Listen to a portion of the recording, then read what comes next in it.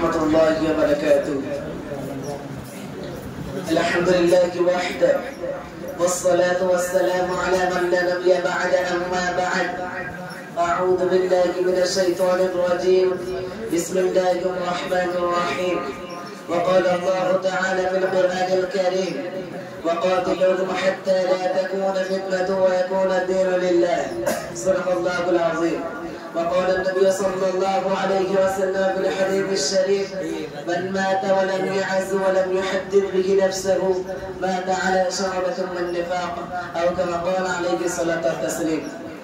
সুপ্রারম্ভে সমস্ত প্রশংসা জ্ঞাপন করি সেই মহান আল্লাহ তাবারক ওয়া তাআলা শাহিদার বাড়ি, যিনি এই পরাধীন ভারতকে অত্যাচারী জালেম তথা ইংরেজ শাসকের হাত থেকে ছিনিয়ে নিয়ে স্বাধীন করে আমাদের হাতে তুলে দিয়েছেন। তার দরবারে সকলে একবার সম্মিলিত বাক্যে ঈমান দীপ্ত কণ্ঠে বলে উঠে আলহামদুলিল্লাহ। অতঃপর অবিশ্বাস, অস্বীকৃত ও নাস্তিকতার মনোপ্রাণকারী ঐক্যবাদের ঝান্ডা উত্তোলনকারী আড়ম্বর দুলাল ওইনামাইয়ের গিল্লর সরকার দোয়ালের প্রতি জানাই অসংখ্য অগণিত ভক্তি ভরা দরুদ সালাম।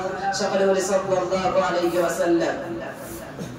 আজ এই সংগ্রামপুর আমিনিয়া মাজিদের মাদ্রাসার শিক্ষক ছাত্রদের উদ্যোগে আয়োজিত এই সাপ্তাহিক আঞ্জুমান ইসলাহুল লিসানে উপস্থিত মাননীয় সভাপতি মহাশয় ও আমার পার্শ্ব উপবিষ্ট সুদক্ষ সুচিন্তাশীল ন্যায়নিষ্ঠাবান শিক্ষক দল ও আমার সম্মুখে বসে থাকা আমার ছোট বড় সহবয়স্ক সকল সাথী ভাইয়েরা, সকলকে শ্রেণীগত শ্রদ্ধা, বুক ভরা ভালোবাসা ও প্রাণ ভরা শুভকামনা জানিয়ে স্বাধীনতা স্মরণে তাদেরকে আহ্বান করার প্রয়াস রাখছি। আমা তৌফিক ইল্লা বিল্লাহ। শুধু শ্রোতা মণ্ডলী, আজ থেকে প্রায় ৭৭ বছর পূর্বে এই ভারতবর্ষ ছিল অত্যাচারী জালেম তথা ইংরেজ শাসকের অধীনে।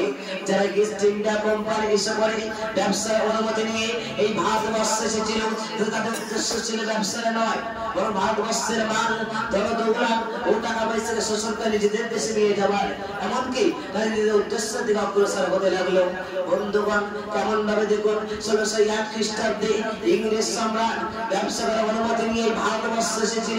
তৎকালীন সময় ভারতবর্ষের বাদশা ছিল সম্রাট জাহাঙ্গীর। বাদশাদের অনুভব বুঝতে না পেরে ব্যবসা করার অনুমতি দিয়ে দিল।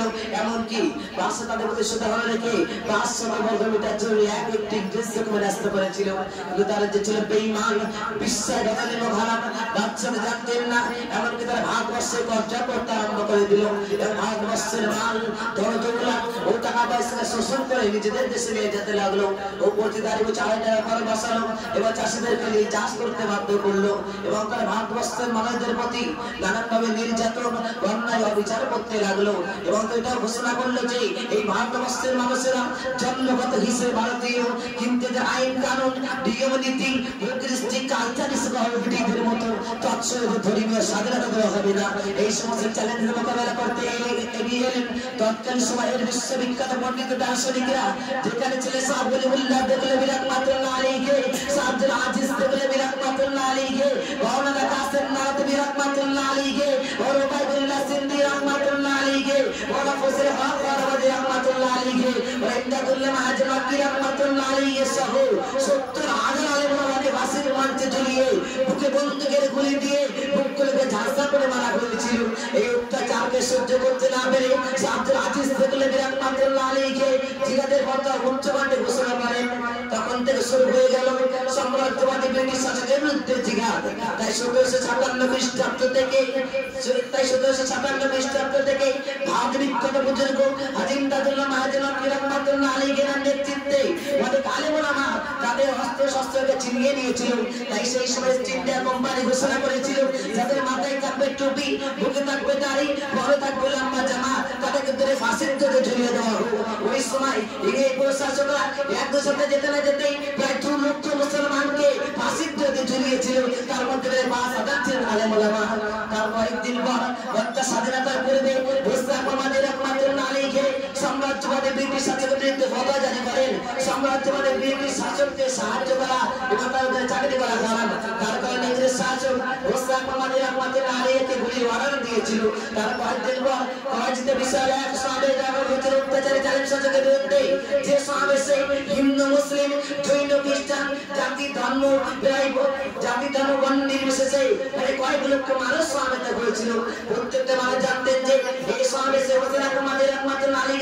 হবেন না, কিন্তু সবে শুরু হবার কিছু করবে দেখা গেল মুসলিম আমাদের রহমাতুল্লাহ আলাইহি নিজের জানে পরোয়া না করে কাপড় হাতে কাপড়ের কাপড় নিয়ে এই কবিতা পড়তে পড়তে স্টেজে উঠছিলেন। लेकर दिखे बुलबुल चोच में, लेकर दिखे बुलबुल चोच में, लेकर गुल सागिर नाचती कहा आगे, हमने सो किताब करके कहा खिलौना समझकर मुझे बर्बाद ना करना, हम भी किसी के बने हुए हैं। कल हुसैन আমাদের রহমাতুল্লাহ আলাইহি থেকে প্রত্যেকটা মানে আশ্চর্য হয়ে গেল। কাল হোসেন আমাদের রহমাতুল্লাহ আলাইহি অত্যাচারী জালিম শাসকের বিরুদ্ধে বক্তব্য শুরু করে দিলেন। তখন চতুর্দিক দিয়ে এগিয়ে প্রশাসকরা হোসেন আমাদের রহমাতুল্লাহ আলাইহির গায়ে গুলি চালাতে আরম্ভ করে দিল। কিন্তু আল্লাহ পাকে কি তার শুনে দেখুন হোসেন আমাদের রহমাতুল্লাহ আলাইহির গায়ে একটু গুলি স্পর্শ করল না, সুবহানাল্লাহ ওয়া বিহামদিহি। এই ঘটনা দেখে ইংরেজ শাসক কি করতে বিমর হয়ে গেল। তার কয়েকদিন পর সমস্ত জাতি ধর্ম বর্ণ নির্বিশেষে সকলে নিজ নিজ রূপের তলে রক্ত ঢেলে দিয়ে এই ভারতবর্ষের মাটিকে রক্তাক্ত করে সাম্রাজ্যবাদী ব্রিটিশ শাসনকে বিতাড়িত করে এই পরাধীন ভারতে স্বাধীনতা পতাকা উত্তোলন করেছিল। কিন্তু আমরা পরাধীন ভারতের যেহেতু আমরা এই ভারতবর্ষের নাগরিক হিসাবে পুনরায় স্বাধীনতা উত্তোলন করে থাকি, সেই জন্য আমি সেই সমস্ত বিপ্লবীকে জানাই আমার অন্তরস্থান থেকে শুভেচ্ছা ও হার্দিক অভিনন্দন এবং সমস্ত জাতি ধর্ম বর্ণ নির্বিশেষে সকলকে জানাই সাধুবাদ। কিন্তু বড়ই দুঃখের বিষয়, বড়ই পরিতাপের বিষয়, যে সমস্ত আলেমালামারা এই ভারতকে স্বাধীন করার জন্য নিজের স্ত্রীকে বিসর্জন দিয়ে নিজের স্ত্রীকে বিধবা বানিয়েছিল, নিজের ধর্মকে বিসর্জন দিয়েছিল, নিজের পুত্রকে এতিম বানিয়েছিল। শুধু তাই নয়, নিজের মুখের তলা যেমন রক্তকে ঢেলে দিয়ে এই ভারতবর্ষের মাটিটাকে রক্তাক্ত করেছিল। এমনকি আজ যদি ভারতবর্ষের মাটিকে রক্ত নিগড়ানো হয় তাহলে ওই সমস্ত আলেমালামাদের তলা যেমন রক্ত আজ টপকে টপকে করবে, কিন্তু তাদের নাম অন্ত ইতিহাসের পাতায় বিদ্যমান নেই।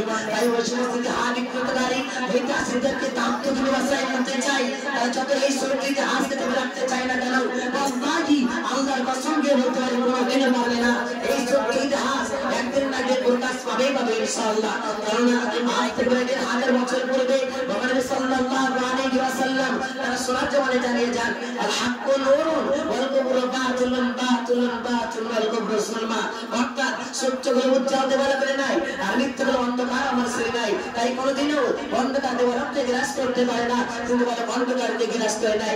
পরিশেষে আমি এটাও চ্যালেঞ্জের সাথে জানিয়ে যাই, যেভাবে আলেমালামারা এই পথে স্বাধীন করার জন্য নিজেদের বুকের তলা রক্তকে ঢেলে দিয়ে এই ভারতবর্ষের মাটিকে রক্তাক্ত করেছিল, ঠিক তেমনি ভাবে আজ যদি কোনো অত্যাচারী জালিম শাসক উপস্থিত হয় তাকেও বিতাড়িত করার জন্য পুরোই ভাই ভারতবর্ষের মাটিকে রক্তাক্ত করতে এত রাজি, কিন্তু কোনো অত্যাচারী জালিম শাসক অবস্থায় দেখছে না, দেবো না। কারণ টিপু সুলতানের একটি রাতে শুনেননি গীতার কিসা উসাল কে জিন্দগি সে শের কে দিন জিন্দগি বেহুদার হে, অর্থাৎ সিংহের মতো 100 বছর বেঁচে থাকার চাইতে সিংহের মতো একদিন বেঁচে থাকাটাই উত্তম। তাই তো কবিতার ভাষায় বলেন রক্তে ভেজা ভারতবর্ষ আমাদের এই ভারতরে রক্ত দিয়ে গড়েছি মোরা ভারতবর্ষের স্বাধীনতাকে। ইতিহাসের পাতায় মোরা পেলাম না ঠাই রে, তারাই গুলো যাদের কোনো গন্ধ নাই রে, পেলে কোনো বুঝে সত্যি ইতিহাস কাকে বলে। এই পর্যন্ত বলে আঞ্জুল ইসলামের সার্বিক সফলতা কামনা করে সকলকে আরেকবার ইসলামিক সালাম জানিয়ে আমি আমার সংক্ষিপ্ত বক্তব্য এখানে ইতি করছি। ওয়া আখিরু দাওয়ানা আলহামদুলিল্লাহি রাব্বিল আলামিন। আসসালামু আলাইকুম ওয়া রাহমাতুল্লাহ।